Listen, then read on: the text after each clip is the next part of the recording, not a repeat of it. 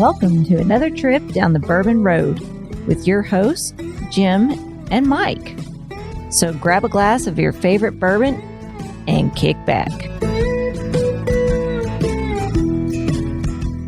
We would like to thank our friends at Premium Bar Products for sponsoring this episode. If you're ready to step up your game at your home bar, check out PremiumBarProducts.com to choose from their wide selection of glassware, all of which can be custom engraved with your personal message or logo. And there's no minimum order. So after the episode, head over to PremiumBarProducts.com and check out everything they have to offer. Now, let's get on with the show.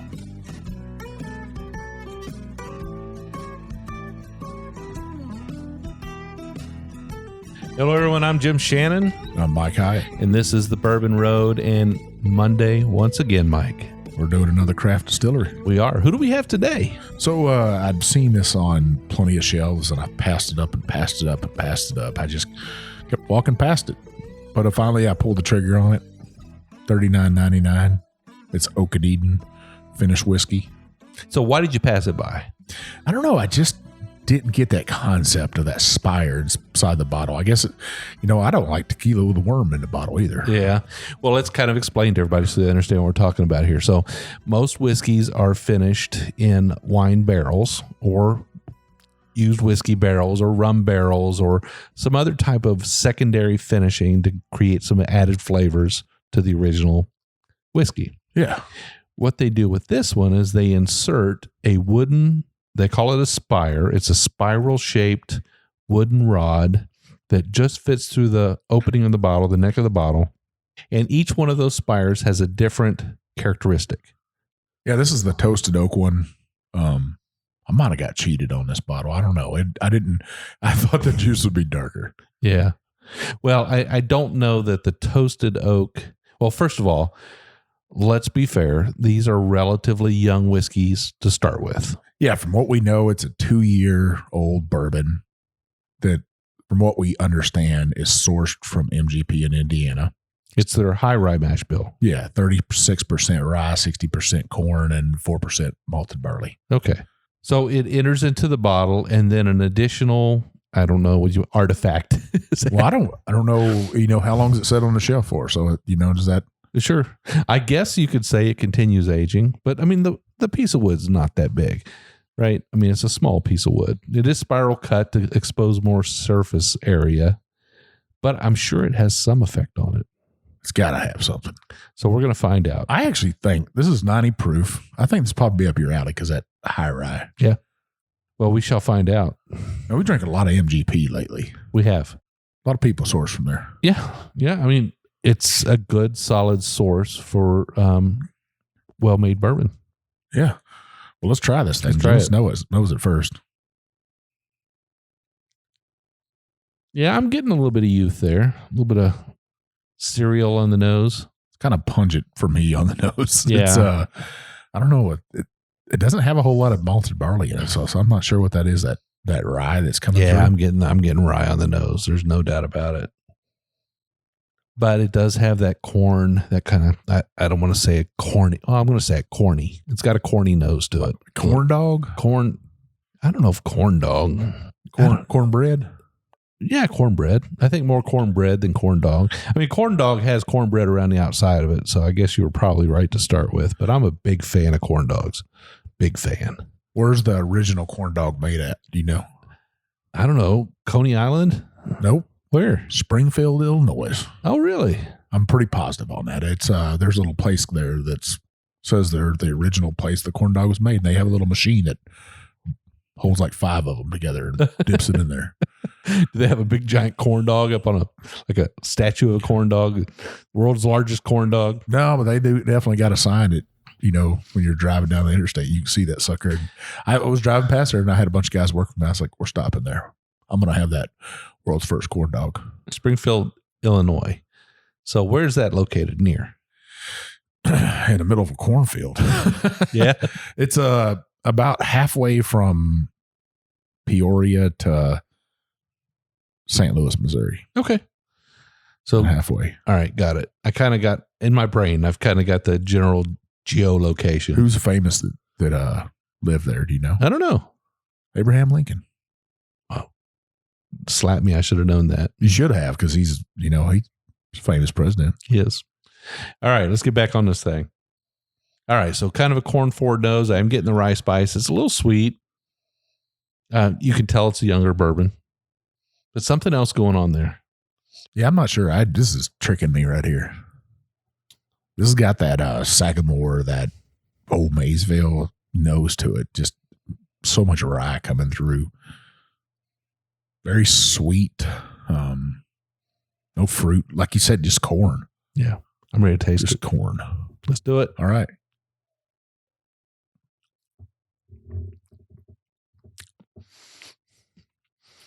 What'd you say the proof was on this? 90 proof. Okay, so very sweet, very corn forward, a little thin. Yeah, I get all that. But it's nice. It's a little nice on the mid palate. It's got kind of a nice combination of sweetness and rye there. I kind of like. I mean, overall, the palate is not that impressive on it. I think it's good. You said this was a $35 bottle? I think $39.99. That's at Total Wine. So yeah, the oak is definitely very prevalent on it.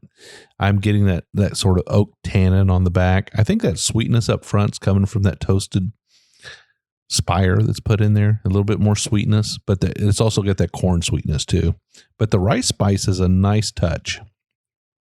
This is I don't like it. I don't like it at all. You don't?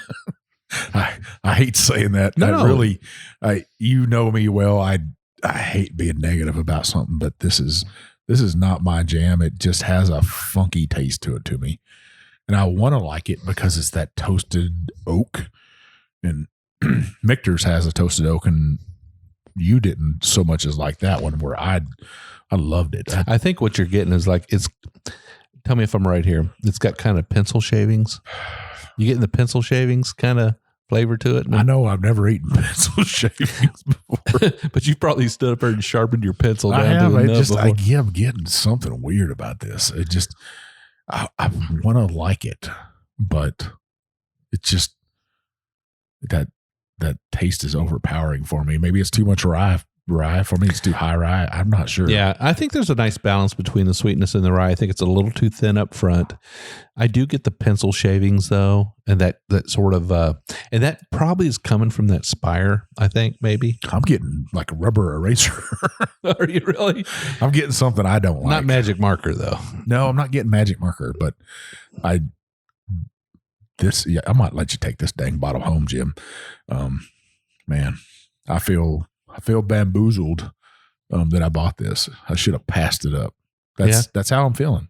Well, here's something that we differ on. Now, for me, this is probably a pass as well. All right. But I'm not going to say that I don't like it. I'm just going to say that it was like, yeah, definitely would not buy a second bottle of it. I think it's probably something I think it's a neat idea. And I think there's probably some potential there for some expressions that might work well. But for me, I think it's a little too thin. I think if it were a little bit higher proof and had another couple of years age on it, I think it'd be okay. What's that? What's that old saying? Fool me once, shame on me. Yeah. What's that saying? You know? Well, fool me once, shame on me. Shame on you. Fool me twice, shame on me. Yeah. So basically, if you get my goat once, shame on you for doing that. But if I let you get me the second time, it's my fault. I'm gonna guarantee you, I'm not gonna be fooled twice. All right. For me, man, I just don't like that taste. And like I said, I want to try it. Maybe it's just, we've had some young bourbons. I think there's going to be some people out there, Mike, that feel a little bit more like me. I like that balance of sweetness and spice on it a little bit.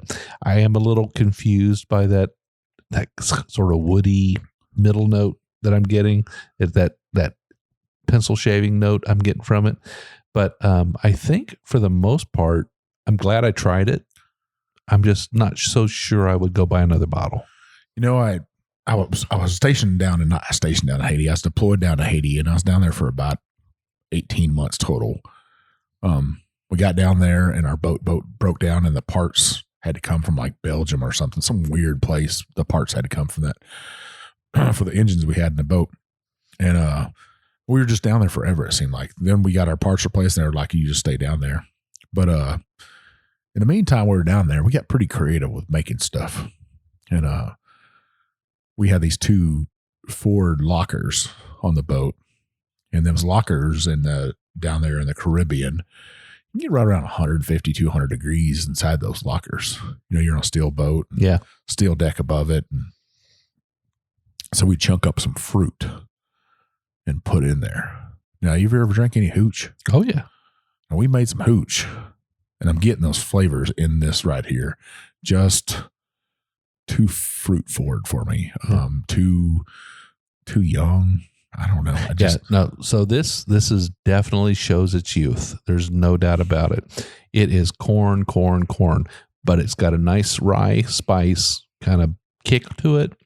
I could see you whenever I smelt it. I was like, oh, I think Jim's going to like this. And that knowing that it has that rye spice to it, but I don't know. I'm not getting something. It's not opening up. And I hate doing that to a company. But we're trying to be honest. Sure. So for me, Mike, I don't know that I would certainly not gift a bottle of this to somebody. I would be hesitant to share it with somebody, but I think it would make a fine mixing whiskey. I don't think it would. I think it would be a compliment to probably a mule or, something else. I don't think that this, for me, I don't call it my daily sipper. I wouldn't sit and sip this on a daily basis. I wouldn't go buy a second bottle, but I'm not going to give it away. Well, I definitely wouldn't give it to somebody because you said you give it to me. Well, I would give it to you. You'd bless me with it, right? Because I know you, because I know what you do. I know that you would pour it in a mule and drink the hell out of it. I will. And I don't know. I might try it in a mule just to see how it tastes with some ginger beer or maybe some ginger ale or something or some old L81. I'll give it another shot. I think it might even make Coke taste better. What do you think? I don't know. That's going to be tough. Yeah. That's going to be real tough. I mean, I think we proved on a show that larceny's pretty badass. Yeah. This right here, I really, you know me, I've talked about that before. I don't want to beat a company up. I would probably have to find this like in a bourbon bar, one of their other expressions, and try it first before I'd pull the trigger ever again. So, they have about 7 different expressions of this, and we may have just picked the one that doesn't quite hit the mark for you. Yeah. So I like people that step out of box. And Oak and Eden has definitely stepped out of the box with this. They're trying something new. They're buying good, solid whiskey from a good whiskey maker, and they're trying their own spin on it. And congrats to them. Yeah, maybe I just need to find something different at one of their expressions I tried, and this just wasn't me. I think if you're a weeded bourbon guy and that's or gal and that's what your flavor is, I don't think this is going to be your jam at all. And that's just my opinion. I got a weird palate, I guess, anyways. But if you want something that's very fruity, it's got fruit and spice together, this would probably be your jam. Yeah. So if you like to reward a company that's sort of stepping out of the box and trying something new, and you like that nice hit of spice on your bourbon, I'd say give them a try. I wonder if they're going to get to a point where they're distilling their own juice, though, and they're not sourcing anymore. And it could be. I think that, one of the things that they're doing here is, is sort of leading the charge in bottle finished whiskeys. And somebody's got to, break ground and try something new. I could almost say this wasn't a Texas whiskey because we've been on that Texas whiskey kick lately and trying different Texas whiskeys. And the Texas whiskeys are like double that dark. Yeah. I wonder how many days and nights these barrels spent in Texas aging before they actually entered the bottle. Yeah, I would say it probably was in a controlled warehouse too, where it's, at least cooled down and stuff. It's not that hot because that's, you can see clearly through it. And hey, great on Oak and Eden for stepping out of the box, trying something new, being innovative. I think that's the way whiskey's going anyway. So yeah, and we know there's going to be people out there where this is smack dab in the middle of their palate, and they're going to love it to death. So if that's you, enjoy your Oak and Eden. The company's doing good work. They're trying new things, and all ships are raised by a rising tide. That's right. And Oak and Eden's doing something new here, and who knows, this technology may spur off and cause something fantastic to happen. Oak and Eden, reach out to us if you've got something else you want us to try. If you've got an older expression, or you have some other finishing method that you'd like us to try, we'd love to do it. And Mike, why don't you tell everybody where they can find us? So you can find us on YouTube, Twitter, Facebook, Instagram at The Bourbon Road. You can find us, our Facebook group, The Bourbon Roadies. We're about 650 people in there, growing every day. Hopefully by the time this is out, we'll be at 700 or 800. Got 3 questions you got to ask or answer. So we want to make sure you're 21, that you're getting yourself into a bourbon group, and that once you're in there, you're going to play nice with everybody. And what we're about is sharing the experience of bourbon with each other, tasting notes, pictures, trips that we've been on. We love to share stories, and we also like to share whiskey, but we don't sell it. There's all kinds of discussions in there, from what we're talking about on the show to people from around the globe are taking photos, talking about whiskey prices. We got some distillers in there. We've got people throughout the industry that'll answer questions. And I love that. A couple of great people that always step forward for us is Lisa Wicker from Widow Jane and Pat Heist from Wilderness Trail. They're always coming in there and answering people's questions. And I feel our listeners feel lucky to have them in there. Absolutely. So we do 2 shows a week. Every Monday we'll do a craft distillery show like this, and it's not always a craft whiskey. Sometimes it's one of the big boys, but we'll review a whiskey, and then once a week we'll also do a long format show where we sit down for an hour and we either talk to an interviewee, we bring somebody on the show and we talk to them, or Mike and I will explore some whiskeys together. We encourage you to listen to 2 shows a week as we put out our content. And Mike, I can be reached at JShannon63, and you are at One Big Chief. Hey, give us both a follow and stuff. Following us on there, giving us a review on any of the places that you can listen to podcasts, that opens doors for us.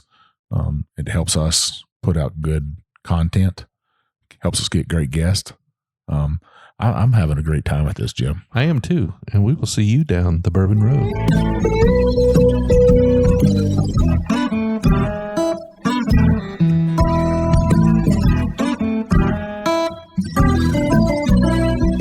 We do appreciate all of our listeners, and we'd like to thank you for taking time out of your day to hang out with us here on the Bourbon Road. We hope you enjoyed today's show, and if so, we would appreciate if you'd subscribe and rate us a 5-star with a review on iTunes. Make sure you follow us on Facebook, Twitter, and Instagram at The Bourbon Road. That way you'll be kept in the loop on all the Bourbon Road happenings. You can also visit our website at thebourbonroad.com to read our blog, listen to the show, or reach out to us directly. We always welcome comments or suggestions, and if you have an idea for a particular guest or topic, be sure to let us know. And again, thanks for hanging out with us.